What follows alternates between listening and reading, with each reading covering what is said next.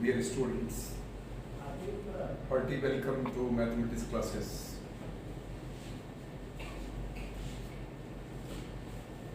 Today we are doing number system chapter 1. Okay. आज हम लोग नंबर सिस्टम कर रहे हैं। तो इसके प्रारंभ में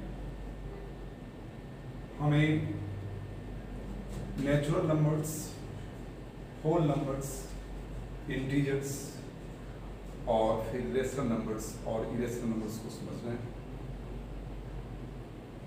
इससे पहले भी आप इन नंबर्स से परिचित हो चुके हैं। तो एक पुनरावृत्ति के तौर पर आपको हम समझ दिला लें। नेचुरल नंबर्स गिनती की संख्या को हम लोग नेचुरल नंबर्स कहते हैं। Counting numbers are natural numbers. Okay, counting numbers are natural numbers. For example, 1, 2, 3, 4, 5, etc. तो ये काउंटिंग नंबर जो 1 से प्रारंभ होती है, परंतु इसका कोई अंत नहीं होता। That means the largest natural number, the greatest natural number cannot be determined. आप कोई भी नंबर अगर लेते हैं, बड़ी से बड़ी संख्या आप लीजिए और फिर उसमें आप 1 ऐड कर दीजिए, तो फिर आपको उससे बड़ी संख्या प्राप्त हो जाती है। इसका मतलब क्या हुआ? इसका मतलब ये हुआ कि the greatest natural number cannot be determined. Okay. इसके बाद हम लोग आते हैं होल नंबर्स। होल नंबर्स जिसको हिंदी में आप कहते हैं पूर्ण संख्याएं। तो देखिए, ये जो नेचुरल नंबर्स हैं ना, ये नेचुरल नंबर्स के समूह में अगर हम 0 को इंक्लूड कर लेते हैं तो जो संख्या समूह बनता है उसको हम लोग कहते हैं होल नंबर्स। ध्यान दीजिए, natural numbers together with 0, natural numbers together with 0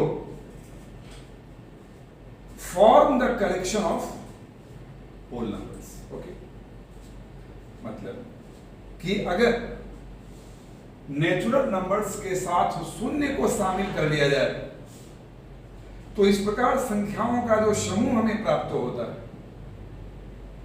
उसको हम कहते हैं whole numbers. For example 0, 1, 2, 3, 4, 5 dot dot dot etcetera.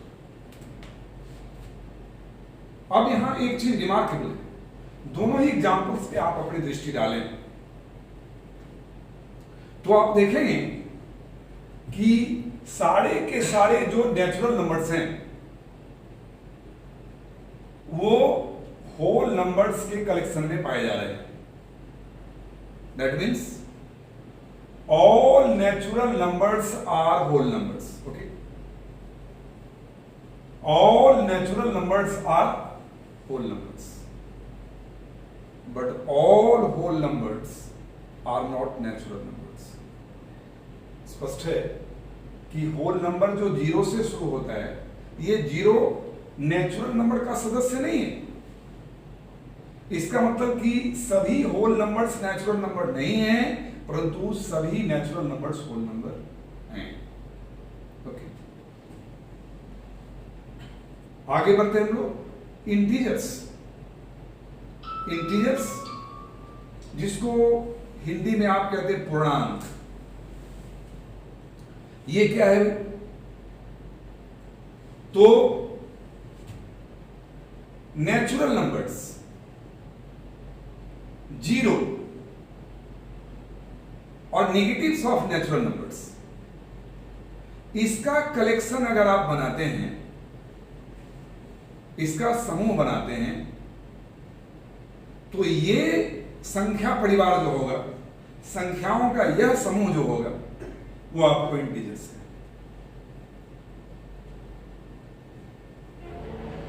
Natural numbers, zero and negatives of natural numbers form the collection of integers। ठीक है, प्राकृत संख्याएं, natural numbers, zero and negative of natural numbers का तात्पर्य क्या हुआ? -1, -2, -3 एंड सो ऑन। ये जो संख्या परिवार बनता है, ये जो कलेक्शन ऑफ नंबर्स होते हैं, इसी को हम लोग कहते हैं इंटीजर्स। और इसको आप नंबर लाइन पे डिनोट कर सकते हैं, representation of integers on number line. देखिए यहां पर हम लोग एक लाइन लेते हैं, ये देखिए, ये एक लाइन है, दोनों तरफ एरो मार्क। लाइन का मतलब ही होता है कि इसका कोई एंड पॉइंट नहीं होता है, तो ये दोनों तरफ एरो मार्क ये बताता है कि we have infinitely many numbers both sides. अब यहां बोथ साइड्स के लिए एक हम पॉइंट ले लेते हैं। देखिए ये O है, ये पॉइंट O है। अब आप ये बोथ साइड्स को समझ जाएंगे।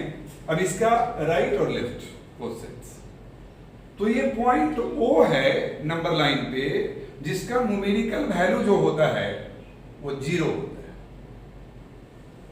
अब इसके राइट में आप जाएंगे तो इधर पॉजिटिव वैल्यू आएगा, इसके लेफ्ट में आप आएंगे तो इसका नेगेटिव वैल्यू हो।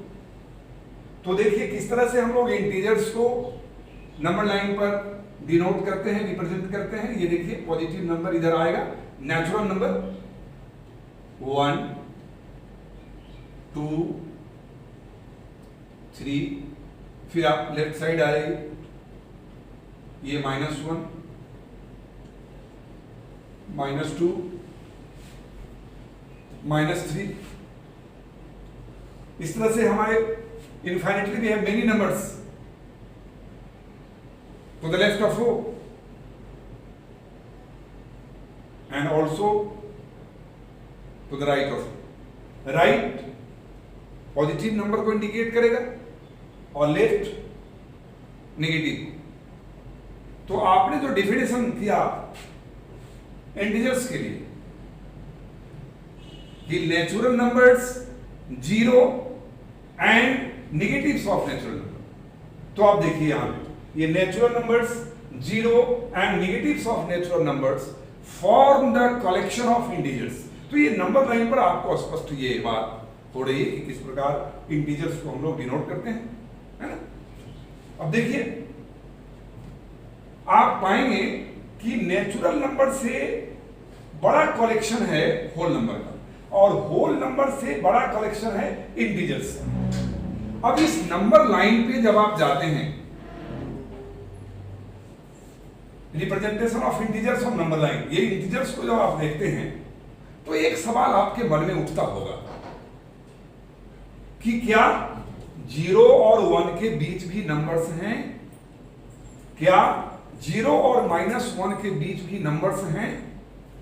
जवाब होगा हाँ, इनके बीच भी नंबर्स हैं और असंख्य नंबर्स हैं। We have infinitely many numbers between 0 and 1, उसकी कोई गिनती नहीं है, लाख करोड़ अरब खरब, there is no end at all. 0 और 1 के बीच इतने नंबर्स हैं जिसकी गिनती संभव नहीं। We have infinitely many numbers between 0 and 1। Likewise between 1 and 2, 2 and 3. तो सॉल्व तो ये किस प्रकार के नंबर हैं? तो इस पे विचार करने के लिए हम लोग रेशनल नंबर्स और इरेशनल नंबर्स पर विचार करेंगे। तो सबसे पहले आपको रेशनल नंबर्स के बारे में समझना चाहिए। ये रेशनल नंबर्स क्या है? रेशनल नंबर्स वैसे नंबर्स को कहा जाता है जिसको आप P बाई क्यू के रूप में रिप्रेजेंट करते हैं। P बाई क्यू के रूप में आप व्यक्त कर सकते हैं जहां P and Q are integers. जहां P और Q जो हैं आप इसको P बाई क्यू के रूप में व्यक्त करते हैं जहां P और Q ये दोनों इंटीजर्स हैं और एक कंडीशन है यहां पर कि Q is not equal to 0। Q is not equal to 0। देखिए P आपका 0 हो सकता है बट Q किसी भी सूरत में आपका 0 नहीं होना चाहिए।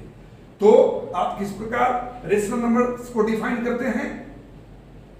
Those numbers which can be represented in the form of P by Q where P and Q are integers and Q is not equal to 0 are called rational numbers। वैसी संख्याएं जिन्हें P by Q के रूप में व्यक्त किया जा सके जहां P और Q इंटीजर्स हैं और Q is not equal to 0, तो वे संख्याएं रेशनल नंबर्स कहलाते हैं।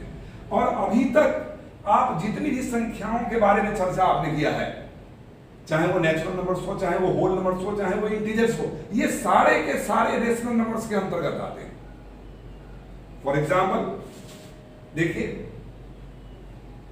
0 ये रेशनल नंबर है, 5 ये रेशनल नंबर है, -5 रेशनल नंबर है, 3/4, 1/2,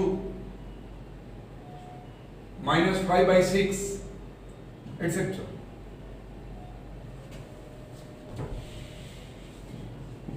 ये सभी के सभी रेशनल नंबर्स हैं।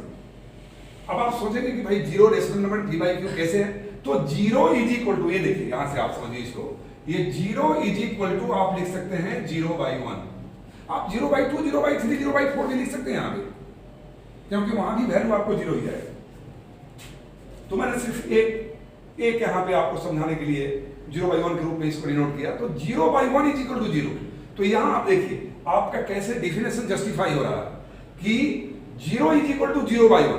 तो P का वैल्यू यहां 0 है, Q का वैल्यू 1 है, तो Q आपका 0 नहीं होना चाहिए। इसलिए 0 जो है वो P by Q के रूप में आप डिनोट कर सकते हैं, रिप्रेजेंट कर सकते हैं। Where P and Q are integers and Q is not equal to 0, इसलिए 0 रेशनल नंबर है। उसी प्रकार 5 है, तो 5 के लिए आप क्या लिख सकते हैं? 5 इज इक्वल टू 5/1। ध्यान रखिए यहाँ पे मैंने आपको कहा कि 0 इज इक्वल टू 0/1, 0/2, 0/3, 0/4, 0/100 आप लिख सकते हैं, परंतु जहां तक ये 5 की बात है, 6 की बात है, तो यहाँ पर आपको 5/1, 6/1 ही लिखना पड़ेगा, है ना? तो 5 इज इक्वल टू 5/1 देखिए P by Q के रूप में है, where P is equal to 5 here and Q is equal to 1, तो Q is not equal to 0। तो यहाँ पर आप इसको P by Q के रूप में रिप्रेजेंट कर दी, इसलिए ये आपका जो नंबर 5 है ये क्या हो गया? रेशनल नंबर हो गया। उस तरह से -5 इज इक्वल टू -5/1, ठीक है? तो -5/1, तो अब आप देखिए यहाँ P by Q के रूप में है। तो इस प्रकार आप देखते हैं कि वो सारे नंबर्स जिनको हम P by Q के रूप में व्यक्त कर सकते हैं, जहां P और Q क्या है? इंटीजर्स हैं, और Q बराबर नहीं है अगर 0, तो वो नंबर्स क्या कहलाएगा? वो कहलाएगा आपको रेशनल नंबर्स। ओके, अब जिस प्रकार से आपने इंटीजर्स को नंबर लाइन पे रिप्रेजेंट किया, उस प्रकार से आप रेशनल नंबर्स को भी नंबर लाइन पर रिप्रेजेंट कर सकते हैं। देखिए किस प्रकार आप करें, एक उदाहरण हम लेते हैं।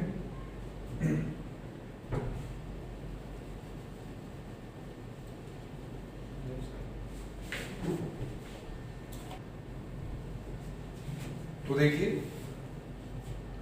Representation of rational numbers on real line. ये रियल लाइन पर रेशनल नंबर्स का रिप्रेजेंटेशन हम किस प्रकार करते हैं? आप अभी इंटीजर्स का रिप्रेजेंटेशन देखिए, अब रेशनल नंबर्स का रिप्रेजेंटेशन आप किस प्रकार करेंगे? ये रेशनल नंबर का जो फैमिली है, जो परिवार है, जो समूह है, जो कलेक्शन है, आप जानते हैं कि अभी तक जो नंबर्स आपने पढ़ा, इंटीजर्स पढ़ा, होल नंबर पढ़ा या नेचुरल नंबर पढ़ा, उससे ये बड़ा परिवार है, क्योंकि ये सारे के सारे उसके अंतर्गत आते हैं। तो देखिए किस प्रकार से हम करते हैं। यहाँ पे 2 उदाहरण आपको दिए गए हैं, इसके माध्यम से आपको बतलाया जाएगा कि देखिए किस प्रकार हम रेशनल नंबर्स को रियल लाइन पे, नंबर लाइन पे रिप्रेजेंट करते हैं, और फिर आप आगे कुछ और उदाहरण स्वयं से करेंगे। तो सबसे पहले देखिए ये 3/4 यहां पर आपको ये समझ लेना चाहिए कि ये 3/4 जो आपको गिवन नंबर है, जो एक रेशनल नंबर है, ये 1 से छोटा है। 1 से छोटा है कहने का मतलब ये है कि आपका 3 यहाँ पे न्यूमरेटर है और 4 डिनोमिनेटर है। जब भी कोई फ्रैक्शनल नंबर आपको आता है p/q के रूप में रेशनल नंबर, तो आपको देखना चाहिए कि न्यूमरेटर बड़ा है या डिनोमिनेटर बड़ा है। अगर डिनोमिनेटर आपका बड़ा हो जाएगा तो वो नंबर 1 से छोटा हो जाएगा। तो स्पष्ट है कि 3/4 आपको 1 से छोटा है, लेस देन 1 है। अब देखिए यहां दूसरा एग्जांपल पर भी थोड़ा सा ध्यान दे दीजिए। ये 4/3 है। 4/3 को इसको हम लोग 1/1/3 1/3 के रूप में लिख सकते हैं। तो 4/3 ये 1 से बड़ा है या छोटा है, इसको थोड़ा डिटरमाइन कर लीजिए। तो यहाँ पे आपका न्यूमरेटर 4 है और डिनोमिनेटर 3 है, मतलब कि denominator is less than numerator. तो जैसे ही डिनोमिनेटर जो है वो न्यूमरेटर से कम होगा तो वो संख्या 1 से बड़ी हो जाएगी। ठीक है, तो ये 2 तरह के सवाल आपको यहाँ पे रिप्रेजेंट करने के लिए दिया गया है। ये पहला 3/4 जहां पे ये नंबर जो है वो लेस देन 1 है। लेस देन 1 होने का मतलब है कि ये 0 और 1 के बीच में पड़ेगा कहीं। तो किस प्रकार आप इसको रिप्रेजेंट करेंगे, 3/4 पे हम चर्चा कर रहे हैं। पहला उदाहरण पे चर्चा कर रहे हैं। तो ये आपका नंबर लाइन है। देखिए ये आपको बता चुके हैं कि ये O जो है पॉइंट आपका, ये इसका न्यूमेरिकल वैल्यू 0 होता है, 0 होता है। अब यहां से समान यूनिट पर देखिए ये OA हो गया, मान लीजिए कि ये B है, ये OB हो गया, तो यहाँ पे OA 1 यूनिट हुआ, ये AB 1 यूनिट हुआ। ठीक है, इस प्रकार से ये होते जाएगा, 1 यूनिट 1 2 3 4 आप बढ़ते हैं। और यहाँ पे आप देख रहे हैं कि 3/4 लाइज बिटवीन 0 एंड 1। तो ये 0 और 1 के बीच में आता है। तो इसको हम कैसे रिप्रेजेंट करेंगे, तो डिनोमिनेटर आपका 4 है।